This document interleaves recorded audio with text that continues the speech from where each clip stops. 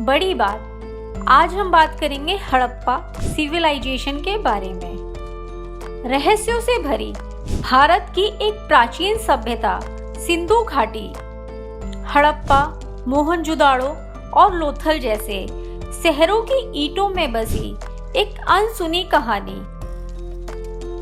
यह है सिंधु घाटी सभ्यता, जो विश्व की प्राचीनतम और सुव्यवस्थित नगरों की सभ्यताओं में से एक मानी जाती है।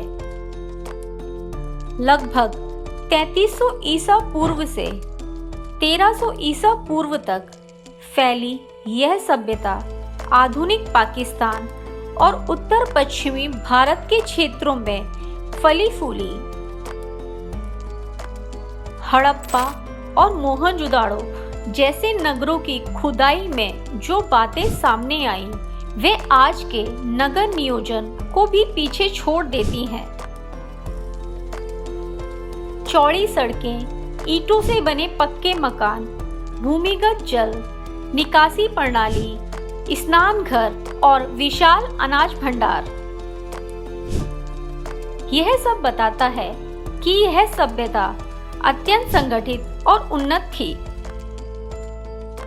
कैसे मिली इस सभ्यता की पहचान? 1921 में दयाराम साहनी द्वारा हड़प्पा की खोज और 1922 में रखालाल दास बनर्जी द्वारा मोहनजोदाड़ो की खोज ने इतिहासकारों को चौंका दिया। यह स्थान सिंधु नदी के किनारे स्थित है, इसीलिए इस सभ्यता को सिंधु घाटी सभ्यता का नाम दिया गया।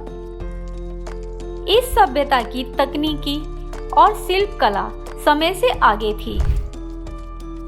सिंधु घाटी के निवासी धातु विज्ञान, मूर्ति कला और वस्त्र निर्माण में माहिर थे।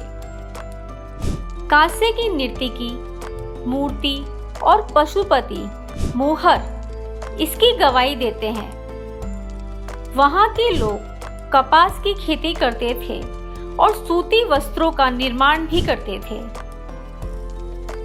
दुनिया में सबसे पहले लिपि और भाषा अब तक अनसुलझी पहेली।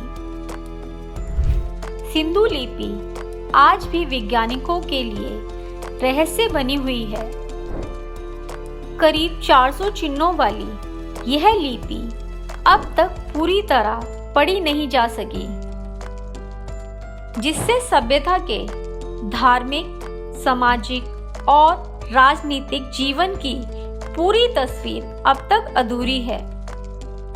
आर्थिक जीवन, व्यापार और कृषि आधारित व्यवस्था। सिंधु निवासी किसान थे, परंतु व्यापार में भी निपुण थे। मेसोपोटामिया, वर्तमान इराक से व्यापार के प्रमाण मिले हैं। लोथल बंदरगाह इसका प्रमाण है, जो उस समय एक अंतर्राष्ट्रीय व्यापार केंद्र था। और क्यों समाप्त हुई यह सभ्यता? इस सभ्यता का पतन आज भी एक रहस्य बना हुआ है। कुछ विद्वान जलवायु परिवर्तन को जिम्मेदार मानते हैं, तो कुछ आक्रमण या नदी मार्ग के परिवर्तन को। लेकिन स्पष्ट कारण आज भी विवादों में है। क्या आप जानते हैं, सिंधु घाटी सभ्यता में अपराध के प्रमाण नहीं मिलते। यह एक शांति प्रिय समाज रहा होगा।